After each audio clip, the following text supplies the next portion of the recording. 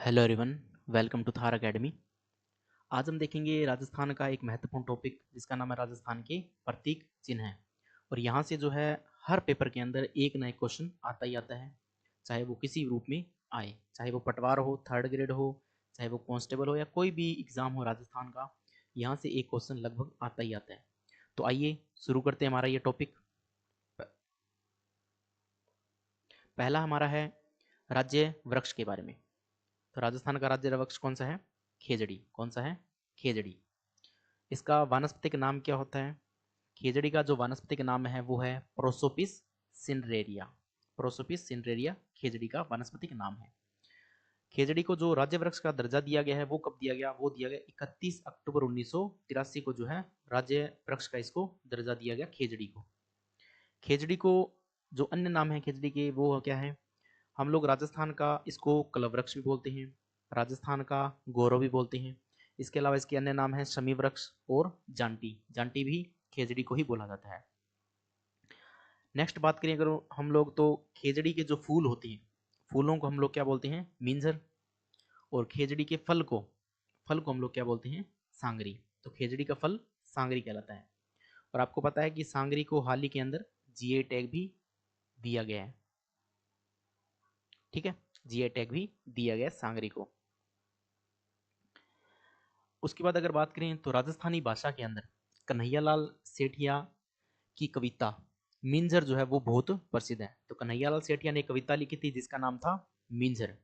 ठीक है, यह जो कविता है यह रेगिस्तान में पाए जाने वाले वृक्ष खेजड़ी के संबंध में उन्होंने लिखी थी। तो मिंजर जो कविता है वो कन्हैयालाल सेठिया की है और ये खेजड़ी वृक्ष के बारे में है। अब इस मिंजर के अंदर क्या बताया है? इसके अंदर, इस कविता के अंदर जो है खेजड़ी की उपयोगिता और उसके महत्व का जो है सुंदर चित्रण किया गया है। तो इसके अंदर, मिंजर के अंदर जो है खेजड़ी की उपयोगिता के बारे में और उसके महत्व के बारे में बताया गया है। ये पुस्तक इसकी है, कन्हैयालाल सेठिया की कविता है। नेक्स्ट, 12 सितंबर 1978 से हम लोग प्रतिवर्ष क्या मनाते हैं? खेजड़ी दिवस मनाते हैं। यानी कि खेजड़ी दिवस जो हर साल मनाया जाता है वो मनाया जाता है 12 सितंबर को। कब मनाया जाता है? 12 सितंबर को। हमने मनाना कब से स्टार्ट किया? 12 सितंबर 1978 से जो है हमने मनाना इसको स्टार्ट किया। ठीक है, तो 12 सितंबर को हम लोग प्रतिदिन, प्रति वर्ष जो है खेजड़ी दिवस मनाते हैं। ठीक है, नेक्स्ट हमारा है कि खेजड़ी वृक्ष जो है वो मरुस्थल के प्रसार को रोकने में भी सहायता करती है। यानी कि मरुस्थल का जो प्रसार हो रहा है लगातार, उसको रोकने में कौन सा वृक्ष हेल्प करता है? खेजड़ी वृक्ष जो है मरुस्थल के प्रसार को भी रोकने में हेल्प करती है। गोगा जी और जुंजार जी के जो मंदिर हैं वो भी खेजड़ी वृक्ष के नीचे ही होती हैं। ठीक है, गोगा जी और जुंजार जी के मंदिर जो होते हैं वो खेजड़ी वृक्ष के नीचे बनाए जाते हैं। और खेजड़ी वृक्ष की जो पूजा की जाती है, हम लोग कब करते हैं खेजड़ी वृक्ष की पूजा? वो दशहरे के दिन की जाती है। तो ये जो लाइन है ये कई एग्जाम्स में आई हुई है कि खेजड़ी की पूजा कब की जाती है? तो खेजड़ी की पूजा की जाती है दशहरे के दिन। ठीक है, अगला है कि ऑपरेशन खेजड़ा। ऑपरेशन खेजड़ा कब स्टार्ट किया गया था? 1991 के अंदर। कब स्टार्ट किया गया था? 1991 में, खेजड़ी वृक्ष को बचाने के लिए। ऑपरेशन खेजड़ा जो है वो स्टार्ट किया गया था 1991 में खेजड़ी वृक्ष को बचाने के लिए। उसके बाद है कि जून 1988 में खेजड़ी वृक्ष पर 60 पैसे की जो है डाक टिकट भी एक जारी की गई थी। 60 पैसे की डाक टिकट कब जारी की गई थी? जून 1988 के अंदर। उसके बाद आपको एक इंसिडेंट याद होगा जिसको बोलते हैं हम लोग खेजड़ली आंदोलन। कौन सा आंदोलन है? खेजड़ली आंदोलन, जो जोधपुर के अंदर हुआ था, खेजड़ली गांव के अंदर।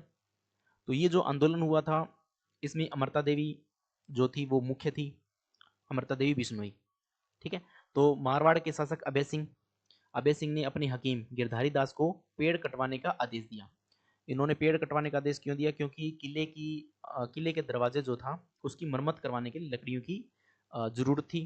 तो इसीलिए जो अभय सिंह था उन्होंने, उनके हकीम थे गिरधारी दास, उनको कहा कि आप लोग पेड़ काट के लाइए। तो हकीम दास जो थे वो पेड़ काटने के लिए खेजड़ली गांव के आसपास पहुंचे और वहां पर पेड़ काटना उन्होंने शुरू किया। तब वहां पे एक महिला थी जिसका नाम था अमृता देवी बिश्नोई। कौन थी? अमृता देवी बिश्नोई।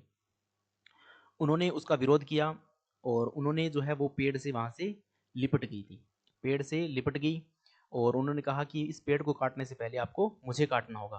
तो अमृता देवी ने जो आंदोलन शुरू किया था उसका नाम है चिपको आंदोलन। कौन सा आंदोलन है? चिपको आंदोलन है, और जो खेजड़ली गांव के अंदर शुरू हुआ था। तो इन पेड़ों को बचाने के लिए अमृता देवी के नेतृत्व में 28 अगस्त 1730 को 363 स्त्री पुरुषों ने, अमृता देवी, उनके पति और उनकी 3 बेटियां वो भी शहीद हो गई थी इनके अंदर, तो 363 स्त्री और पुरुष थे जिन्होंने खेजड़ी के वृक्षों को उनके मतलब लिपट लिया था उनको, ठीक है, और उन अपने प्राणों का बलिदान देकर इन पेड़ों की रक्षा की। इस घटना को इतिहास में हम लोग किसके नाम जानते हैं? खेजड़ली आंदोलन के नाम से जानते हैं। तो ये आंदोलन हुआ था खेजड़ली, किसके टाइम पे हुआ था? अभय सिंह शासक था, और अमृता देवी बिश्नोई के नेतृत्व में ये जो था आंदोलन हुआ था, चिपको आंदोलन, ठीक है, और ये हुआ था खेजड़ली जोधपुर के अंदर। नेक्स्ट है विश्व का एकमात्र वृक्ष मेला जो है वो कहाँ लगता है? वो भी खेजड़ली जोधपुर के अंदर ही लगता है। खेजड़ली जोधपुर के अंदर विश्व का एकमात्र वृक्ष मेला भी लगता है, ठीक है। नेक्स्ट है कि खेजड़ी जो है उसकी पत्तियों को क्या कहते हैं? लूंग या फिर लूम। कई जगह लूंग लिखा होता है, कई जगह लूम लिखा होता है, तो लूंग या फिर लूम कहा जाता है। और ये राजस्थान में जो है मवेशियों के चारे के रूप में उपयोग की जाती हैं, क्योंकि जो पश्चिमी राजस्थान है वहाँ पे ज़्यादा वनस्पति नहीं मिलती है, और वहाँ पे जो चारा है वो लगभग खेजड़ी वृक्ष ही उस टाइम पे हरा भरा रहता है। हर मतलब 12 महीने में खेजड़ी वृक्ष ही होता है जो 12 महीने में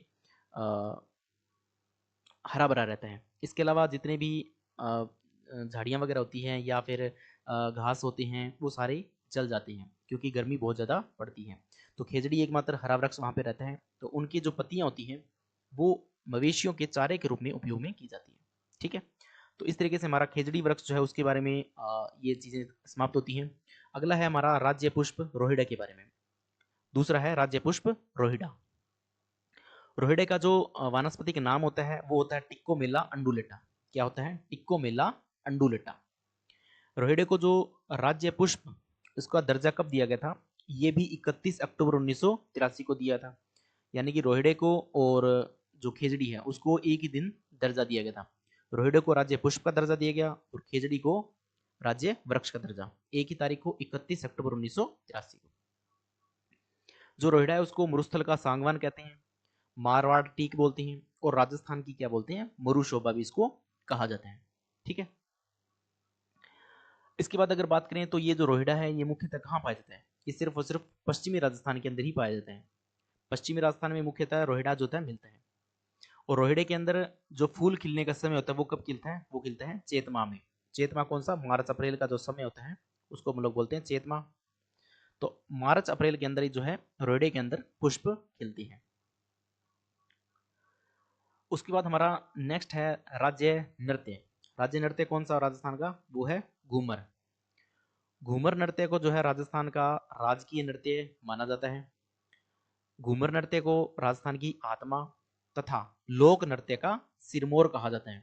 सिरमौर का मतलब होता है मुकुट, यानी कि लोक नृत्यों का मुकुट कौन सा होता है हमारा? वो होता है घूमर।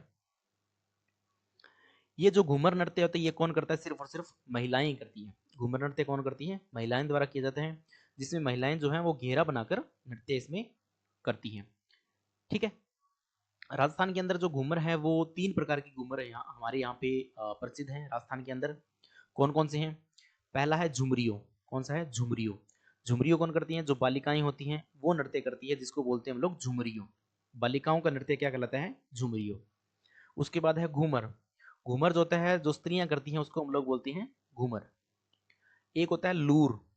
लूर जो होता है वो ग्रासीय जनजाति जो होती है, ग्रासीय जनजाति जो होती है उसकी स्त्रियों का नृत्य होता है लूर। आपको पता है कि ग्रासीय जनजाति है वो सिरोही और उसके आसपास के क्षेत्रों में मिलती है, ग्रासिया, ठीक है। तो वहां की जनजाति का जो नृत्य होता है उसको बोलते हैं हम लोग लूर। क्या बोलते हैं? लूर। उसके बाद नेक्स्ट हमारा प्रतीक चिन्ह है वो है राज्य पक्षी। तो राजस्थान का राज्य पक्षी कौन सा है? वो हो गया गोडावण। देखो गोडावण का जो वैज्ञानिक नाम है वो है कोरियोटिस नाइग्रीसेप्स। कोरियोटिस नाइग्रीसेप्स किसका नाम है? गोडावण का नाम है। गोडावण को जो है राज्य पक्षी का दर्जा कब दिया गया? तो उसको दिया गया राज्य पक्षी का दर्जा 1981 के अंदर, 1981 में दिया गया। गोडावण के अन्य नाम कौन कौन से हैं? गोडावण के अन्य नाम है, एक है हुकना, दूसरा है सोन चिड़िया, तीसरा है माल मोरडी, और एक है गुर्राइन। तो ये अन्य नाम है किसके? गोडावण के, जिसमें हुकना है, सोहन चिड़िया है, माल मोरड़ी है और गुर्राइन है। ठीक है। नेक्स्ट है, यह उड़ने वाली पक्षियों में एक सबसे बड़ा उड़ने वाला पक्षी की श्रेणी में आता है, यानी कि सबसे बड़ा आकार का है, जो एक पक्षी है जो बड़े आकार का है और उड़ता भी है, तो उस कैटेगरी के अंदर ये आता है। ये जो गुडावण है ये आकार में बड़ा होने के कारण ये किसके जैसा, शुतुरमुर्ग जैसा प्रतीत होता है। ठीक है, कहाँ कैसे होता है, शुतुरमुर्ग के जैसा प्रतीत होता है। यह मुख्य रूप से राष्ट्रीय मुरु उद्यान कहाँ है, जैसलमेर बाड़मेर में है। इसके अलावा सोरसेन, सोरसेन कहाँ है, बारां में, और सोंकड़िया अजमेर में पाया जाता है। तो ये तीन जगह पर मुख्य रूप से मिलता है आपको। राष्ट्रीय मरु उद्यान जैसलमेर बाड़ में मिल जाएगा, सोरसेन बारां के अंदर मिल जाएगा, और सोंकड़िया अजमेर में भी ये पाया जाता है। नेक्स्ट है 2010 के अंदर इसको IUCN ने जो है रेड डाटा बुक में इसे दुर्लभ प्राणी की सूची में जो है शामिल कर लिया है। तो रेड डाटा बुक कौन जारी करता है, IUCN। कौन जारी करता है, IUCN। और उसमें जितने भी दुर्लभ प्राणी हैं या अति दुर्लभ प्राणी हैं उनकी सूची एक जारी की जाती है और उसको उनमें उस सूची में डाला जाता है। तो रेड डाटा बुक कौन जारी करता है, IUCN। और दुर्लभ प्राणी की श्रेणी में किसको रखा गया है, गुडावण को। कब रखा गया, तो 2010 के अंदर। इसके अलावा घोंसला जो गोडाउन बनाता है वो कहाँ बनाता है, जमीन पे बनाता है। ये भी कई एग्जाम्स के अंदर क्वेश्चन आया हुआ है। ठीक है, क्योंकि गोडावण जो है वो कहाँ बनाता है अपना घोंसला, जमीन पर बनाता है। नेक्स्ट हमारा है राज्य खेल बास्केटबॉल। राजस्थान का राज्य खेल कौन सा है, वो है बास्केटबॉल।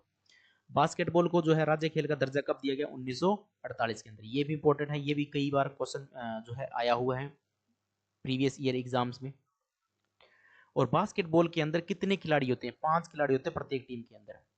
बास्केटबॉल को राज्य खेल का दर्जा 1948 में दिया गया और इसमें 5 खिलाड़ी होते हैं। ठीक है। उसके बाद नेक्स्ट है हमारा राज्य गीत। राजस्थान का राज्य गीत कौन सा है, वो है केसरिया बालम पधारो हमारा देश। तो ये राजस्थान का जो है राज्य गीत है। और इस गीत को जो पहली बार किसने गाया था, वो गाया था अल्लाह जिल्लाबाई ने। किसने गाया था, अल्लाह जिल्लाबाई ने। कहाँ गाया था, महाराजा गंगा सिंह के दरबार में गाया था अल्लाह जिल्लाबाई ने। इनकी उम्र उस समय थी 13 वर्ष की। 13 वर्ष की उम्र में इन्होंने पहली बार महाराजा गंगा सिंह के दरबार में गाया था। नेक्स्ट है अल्लाह जिल्लाबाई जो थी वो एक क्या थी, एक प्रसिद्ध लोक गायिका थी। अल्लाह जिल्लाबाई लोक गायिका थी प्रसिद्ध। उसके बाद नेक्स्ट है हमारा राज्य पशु। किस श्रेणी के अंदर, वन्य जीव श्रेणी के अंदर चिंकारा। वन्य जीव श्रेणी के अंदर राज्य पशु कौन सा हमारा, चिंकारा है। ठीक है। चिंकारा का जो है राज्य पशु का दर्जा कब दिया गया, वो दिया गया 22 मई 1981 को।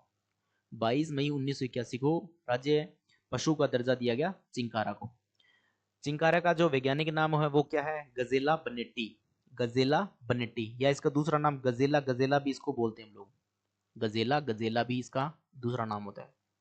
ठीक है, या तो गजेला बनेटी सही है या गजेला गजेला भी होता है, दोनों एक ही चीज है। चिंकारा जो है एक एंटीलोप प्रजाति का एक प्राणी है। कौन सी प्रजाति का, एंटीलोप प्रजाति का एक प्राणी है। एंटीलोप के अंदर जैसे हिरण वगैरह आते हैं। ठीक है, इसके अलावा जो और भी जैसे आपके छोटा हिरण या फिर काला हिरण हो गया या फिर चिंकारा या फिर चौसिंगा, ये जितने भी रोज वगैरह ये जितने भी आते हैं ये किस में आते हैं, ये आते हैं एंटीलोप के अंदर। ठीक है, ये सारी प्रजाति एंटीलोप होती है। नेक्स्ट हमारा कि चिंकारा का जो है छोटे हरिण के नाम से भी जाना जाता है। छोटा हरिण किसको बोलते हैं हम, चिंकारा को। देखो चिंकारा जो है किसका शुभांकर है, श्री गंगानगर जिले का शुभांकर कौन सा है, चिंकारा। जो चिंकारा जो है कहाँ का शुभांकर है, श्री गंगानगर जिले का है। जो सामान्यतः जो चिंकारा मिलता है हमें नाहरगढ़ का किला जो है उसके आसपास ये देखने को मिल जाता है। ठीक है, और उसके बाद बात करें अगर सर्वाधिक चिंकारे कहाँ मिलते हैं, तो मिलते हैं जोधपुर जिले के अंदर। जोधपुर जिले के अंदर सर्वाधिक चिंकारे मिलते हैं। नेक्स्ट हमारा राज्य पशु किस श्रेणी के अंदर, पशुधन श्रेणी के अंदर, वो कौन है, ऊंट। कौन है, ऊंट। अगर आपसे पूछे सीधा एक क्वेश्चन आए कि राज्य पशु, राजस्थान का राज्य पशु कौन है, तो आपने आंसर लगाना चिंकारा। अगर वो वन्य जीव श्रेणी या पशुधन श्रेणी के अंदर ना बताए तो आपने आंसर क्या लगाना है, चिंकारा, कि चिंकारा होगा हमारा राज्य पशु। अगर वो स्पेशली मेंशन करे कि राज्य पशु वन्य जीव श्रेणी या पशुधन श्रेणी के अंदर, तो उस हिसाब से आप चिंकारा या फिर ऊंट को लगा सकते हो। उसके बाद हमारे ऊंट के बारे में अगर हम बात करें तो ऊंट को जो है पशुधन की श्रेणी में राज्य पशु का दर्जा 30 जून 2014 को दिया गया और इसकी जो अधिसूचना हुई थी वो 19 सितंबर 2014 को जारी हुई थी। दर्जा तो हमने 30 जून को दे दिया था, लेकिन इसकी अधिसूचना जो है वो 19 सितंबर 2014 को जारी हुई थी। आजकल ऐसे क्वेश्चन बहुत आ रहे हैं कि अधिसूचना कब जारी हुई थी, तो ये क्वेश्चन उसके लिए भी इंपॉर्टेंट है। ऊंट का जो वैज्ञानिक नाम है वो क्या है, वो है कैमेलस ड्रेमेटेरियस। क्या नाम है, कैमेलस ड्रेमेटेरियस। इसके अलावा अगर बात करें तो ऊंट को हम लोग रेगिस्तान का जहाजी बोलते हैं। मारवाड़ में जो है ऊंट पालक क्या कहलाते हैं, राइका, और मेवाड़ में क्या कहलाते हैं, रेबाड़ी। मारवाड़ में राइका और मेवाड़ के अंदर रेबाड़ी ऊंट पालक कहलाते हैं। ठीक है। नेक्स्ट है कि रेगिस्तान में ऊंटों की जो चलने वाली पंक्ति है वो क्या कहलाती है, कतार। यानी कि ऊंट जो है रेगिस्तान में चलते हैं एक पंक्ति के अंदर, उसको बोलते हैं हम लोग कतार। और इन ऊंटों के साथ चलने वाले जो कहलाते हैं वो कहलाते हैं कतारिया। क्या कहलाते हैं, कतारिया। नेक्स्ट अगर बात करें तो ऊंटों की जो धीमी चाल है वो क्या कहलाती है, विखा। क्या कहलाती है, विखा। और मारवाड़ में सर्वप्रथम ऊंट लाने का श्रेय किसको दिया जाता है, पाबूजी को। पाबूजी लोक देवता हैं, उनको मारवाड़ में सर्वप्रथम ऊंट लाने का श्रेय जो है वो दिया जाता है। नेक्स्ट अगर बात करें तो केंद्रीय ऊंट अनुसंधान केंद्र की जो स्थापना हुई थी वो हुई थी 5 जुलाई 1984 को। केंद्रीय ऊंट अनुसंधान केंद्र 5 जुलाई 1984 को कहाँ पे, जोहड़बीड़, जोहड़बीड़ बीकानेर के अंदर। जोहड़बीड़ बीकानेर में ये जो ऊंट अनुसंधान केंद्र की स्थापना हुई थी 5 जुलाई 1984 को। और ये भारतीय कृषि अनुसंधान परिषद जो है उसको संचालन करता है। भारतीय कृषि अनुसंधान परिषद उसका संचालन करता है। भारत की जो पहली कैमल मिल्क डेयरी है वो भी कहाँ लगाई गई है, वो भी जोहड़बीड़ बीकानेर में ही लगाई गई है, पहली कैमल मिल्क डेयरी। उसके बाद है कि अंतर्राष्ट्रीय ऊंट महोत्सव का जो आयोजन होता है वो भी कहाँ होता है, वो भी बीकानेर के अंदर ही आयोजित किया जाता है, अंतर्राष्ट्रीय ऊंट महोत्सव। नेक्स्ट ऊंट से संबंधित ये है कि ऊंट की खाल पर की जाने वाली जो चित्रकारी है वो क्या कहलाती है, उस्तकला। यानी कि ऊंट की खाल पर जो भी चित्रकारी या डिजाइन वगैरह निकाले जाते हैं उसको बोलते हैं हम लोग उस्तकला। ठीक है, उस्तकला। उसके बाद अशोक टाक, अशोक टाक को हम क्या कहते हैं, केमल मैन। अशोक टाक को केमल मैन के नाम से जाना जाता है। उसके बाद अगर बात करें हम लोग मुबारक महल, मुबारक महल कहाँ है, टोंक के अंदर। वहां पे ऊंट की कुर्बानी के लिए वो जाना जाता था, मुबारक महल। वर्तमान में ये प्रथा जो है बंद कर दी गई है। जो मुबारक महल है टोंक, वहां पे बकरीद के दिन, जहाँ पे अन्य जगहों पे बकरीद के दिन बकरे को काटा जाता है, वहीं पे मुबारक महल टोंक के अंदर जो है उस दिन ऊंट की कुर्बानी दी जाती थी। जब से 2014 के बाद से इसको वो प्रथा जो है बंद कर दी गई, क्योंकि इसको राज्य पशु का दर्जा जो है हमने दे दिया है। उसके बाद ये प्रथा जो है वर्तमान में बंद हो चुकी है। उसके बाद अगर बात करें हम लोग ऊंट की प्रमुख नस्लें कौन कौन सी हैं, तो नाचना, गोमट, बीकानेरी, जैसलमेरी और मेवाड़ी, ये होगी ऊंट की प्रमुख नस्लें। नाचना, गोमट, बीकानेरी, जैसलमेरी और मेवाड़ी। एक अन्य फैक्ट ये है कि तैरने वाला ऊंट क्या कहलाता है, खराई ऊंट कहलाता है। कौन सा ऊंट है, खराई ऊंट है, जो गुजरात के कच्छ जिले के अंदर मुख्यतः पाया जाता है। कौन सा, खराई ऊंट। नेक्स्ट है कि भारत में सर्वाधिक जो ऊंट मिलते हैं वो कहाँ मिलते हैं, राजस्थान के अंदर। और राजस्थान में सर्वाधिक किस जिले में मिलती है, जैसलमेर जिले में। और राजस्थान में न्यूनतम ऊंट किस जिले में मिलते हैं, वो मिलते हैं आपके प्रतापगढ़ जिले के अंदर। तो सर्वाधिक ऊंट राजस्थान में, और राजस्थान में भी सर्वाधिक किस जिले में, जैसलमेर जिले में। और राजस्थान में न्यूनतम किस जिले में, तो वो मिलता है प्रतापगढ़ के अंदर। ठीक है। नेक्स्ट हमारा है राज्य लोकवाद्य। लोकवाद्य कौन सा हमारा, वो है अड़गोजा। कौन सा है, अड़गोजा जो है वो राज्य लोकवाद्य। ये अड़गोजा जो है ये सुशिर वाद्य यंत्र है। सुशिर वाद्य यंत्र यानी कि फूंक मारकर बजाने वाला है। फूंक मारकर बजाने वाले को बोलते हैं हम लोग सुशिर। ठीक है। अड़गोजा जो है इसके प्रमुख वादक कौन है, उनका नाम है रामनाथ चौधरी। रामनाथ चौधरी जो है इसके प्रमुख वादक हैं अड़गोजा के। अड़गोजा क्या होता है, इसमें 4 छेदों वाली 2 बांसुरियां होती हैं। 2 अड़गोजे जो है मुंह में रखकर एक साथ बजाए जाते हैं। यानी कि 2 बांसुरियां होती हैं, दोनों को एक साथ बजाया जाता है। एक से सा की आवाज निकलती है और दूसरे से अन्य स्वर निकलती है, किससे, अड़गोजे से। और इसके अलावा इसको नक्सांसी यानी कि नाक की सांस से भी बजाया जाता है। और ये कार्य किया था रामनाथ चौधरी जी ने। इसको, ये जो अड़गोजा है इसको नाक से भी उन्होंने बजाया था, और उसके नाम, इनके नाम जो है इसका वर्ल्ड रिकॉर्ड भी है। ठीक है। नेक्स्ट, राजस्थान दिवस जो है वो कब मनाया जाता है, तो वो मनाया जाता है आपका 30 मार्च को। राजस्थान दिवस जो हम लोग मनाते हैं वो 30 मार्च 1949 को, जब जयपुर, जोधपुर, बीकानेर और जैसलमेर को मिलाकर वृहद राजस्थान बना था। तो इसी कारण 30 मार्च को जो है हम लोग राजस्थान दिवस जो है मनाते हैं 30 मार्च को। ठीक है। नेक्स्ट, हमारे राजस्थान के जो राज्य कवि हैं उनका नाम है सूर्यमल मिश्रण। क्या नाम है? सूर्यमल मिश्रण। सूर्यमल मिश्रण का जो जन्म है वो 1815 में हुआ था। कब हुआ था? 1815 के अंदर। सूर्यमल मिश्रण जो थे ये बूंदी महाराव राम सिंह जो थे उनके दरबारी कवि थे। यानी कि बूंदी महाराव राम सिंह के दरबार में ये कवि थे। सूर्यमल मिश्रण के पिता का नाम जो था वो था चंडीदान और माता का नाम था भवाई बाई। क्या नाम था? भवाई बाई। सूर्यमल मिश्रण जी का इनका जो प्रसिद्ध ग्रंथ था उसका नाम है वंश भास्कर। वंश भास्कर जो है वो खुद पूरा नहीं कर पाए थे, उसे उनके दत्तक पुत्र मुरारी दान ने पूरा किया था। तो वंश भास्कर लिखने की शुरुआत उन्होंने कर दी थी लेकिन वो पूरा नहीं कर पाए थे। ठीक है, मुरारी दान ने पूरा किया था उसको।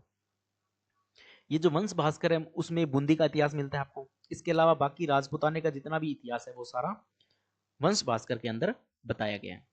इसके अलावा अगर बात करें सूर्यमल मिश्रण के अन्य ग्रंथों में तो बहुत सारे ग्रंथ उन्होंने और भी लिखे हैं, जैसे कि वीर सतसई, बलवंत विलास, छंदोमयूख, राम रंजाट, सतीरासो और धातु रूपावली। ये इनके अन्य ग्रंथ हैं। ठीक है, जो काफी फेमस भी हैं। नेक्स्ट है, इन्होंने अपनी रचनाओं में कौन सी भाषा का प्रयोग किया? तो उन्होंने रचनाओं में अपनी डिंगल भाषा का प्रयोग किया था। कौन सी भाषा का? डिंगल भाषा का।